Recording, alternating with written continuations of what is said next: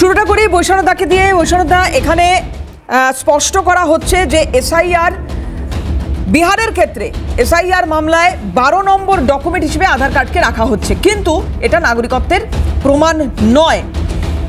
এইখানে দাঁড়িয়ে যেটা জানতে চাওয়ার আপনার কাছে, যে ভাইফোঁটার পর থেকে এই বাংলাতেও এসআইআর নিয়ে কাজকর্মগুলো জোর কদমে শুরু হবে, সেই জায়গায় দাঁড়িয়ে আজকে সুপ্রিম কোর্টের এই পর্যবেক্ষণ কিভাবে দেখছেন তাকে?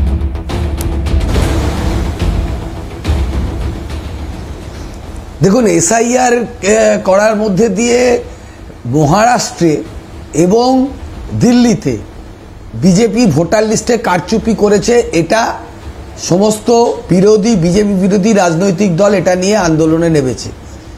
বিহারেও এরা ভোটার লিস্ট থেকে প্রায় 66 লক্ষ ভোটের নাম বাদ দিয়েছে এবং সেখানে দাঁড়িয়ে এতদিন পর্যন্ত বলে আসছিল যে আধার কার্ড করতে লাইন দিতে হয়েছিল, হাতের আঙুলের ছাপ নেওয়া হয়েছিল, ফোন নাম্বারের সাথে লিঙ্ক করা হয়েছিল, এত কিছুর পরে এই ডকুমেন্টটাকে ভ্যালিড ডকুমেন্ট নয়, এটা দিয়ে ভোট দেওয়া যাবে না। কিন্তু আজকে সুপ্রিম কোর্ট বলেছে যে এটা ভ্যালিড ডকুমেন্ট, এটা দিয়ে ভোট করা যাবে, ভোট দেওয়া যাবে।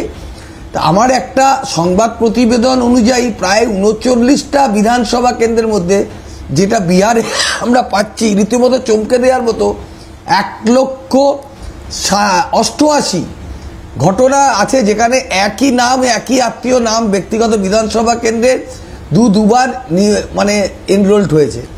এরকম নকল নাম খুঁজে পাওয়া যাচ্ছে। এটা কিন্তু বিহারে এই প্রশ্নটা এসছে ভারতীয় জনতা পার্টির বিরুদ্ধে।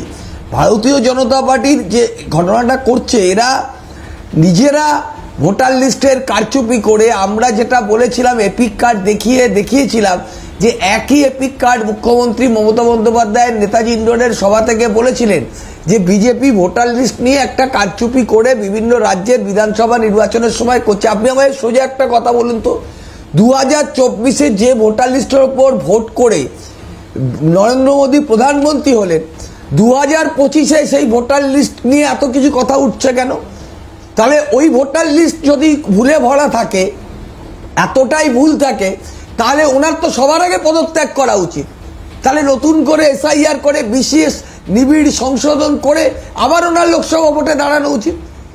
এটা না করে বিধানসভা নির্বাচন যেখানে যেখানে হচ্ছে সেখানে ইলেকশন কমিশনকে ব্যবহার করে সেখানে ভোটার লিস্টকে একটা ম্যালাফাইড ইন্টেনশন নিয়ে করা হচ্ছে, যেটা মহারাষ্ট্রে এই অভিযোগ উঠেছে, দিল্লিতে এই অভিযোগ উঠেছে, বিহারে এই অভিযোগ উঠছে। আবার বাংলাতে আপনি বলছেন যে এইভাবে, এটা আমরা বলছি কোনো বাঙালির নাম আমরা কিন্তু এখানে বাংলায় কাটতে দেবো না। জোর করে যারা ন্যায্য ভোটার তাদের একজনেরও নাম যেন ওরা কাটতে। কিন্তু বৈষ্ণবদা, 1952 সালের পর থেকে এটা বোধহয় 13 নম্বর বার যে এসআইআর, এটা তো নতুন কিছু নয়, এসআইআর করার কথা বলা হচ্ছে। তাহলে সেক্ষেত্রে এবার এত জটিলতা কেন?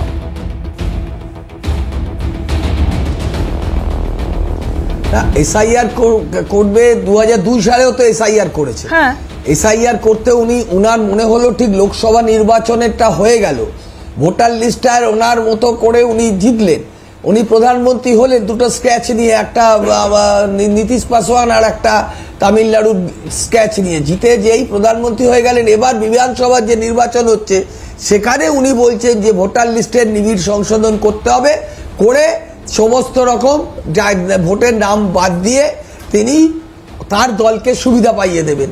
এটা নির্বাচন কমিশন, এই নির্বাচন কমিশনের মাথার উপর যাকে বসানো হয়েছে, তা আমি তো অন রেকর্ড বলছি যে অমিত শাহের দপ্তরের তিনি সচিব ছিলেন, তাকে নিয়ে এসে নির্বাচন কমিশনের দায়িত্ব দেওয়া হয়েছে যে এইভাবে ভোটার লিস্টের ম্যানিপুলেশনটা করার জন্য। এবং আমরা বলছি জেনুইন ভোটারদের নাম বাদ দিলে কোনোদিন আমরা মেনে নেব না। এটা কিন্তু বাংলার মানুষ পরিষ্কারভাবে, কোনো বাঙালির নাম অন্যায়ভাবে যদি বাদ দেওয়া হয় আমরা মেনে নেব না। অরিজিৎদার কাছে আসি তাহলে। বৈষ্ণবদার কথার সূত্র ধরে কিছুদিন আগে অভিষেক বন্দ্যোপাধ্যায় একটা ওপেন চ্যালেঞ্জ করেছিলেন এবং বলেছিলেন প্রধানমন্ত্রী, স্বরাষ্ট্রমন্ত্রী থেকে শুরু করে পুরো ক্যাবিনেট, এবং উনি নিজের কথাও বলেছিলেন যে আমরা সবাই পদত্যাগ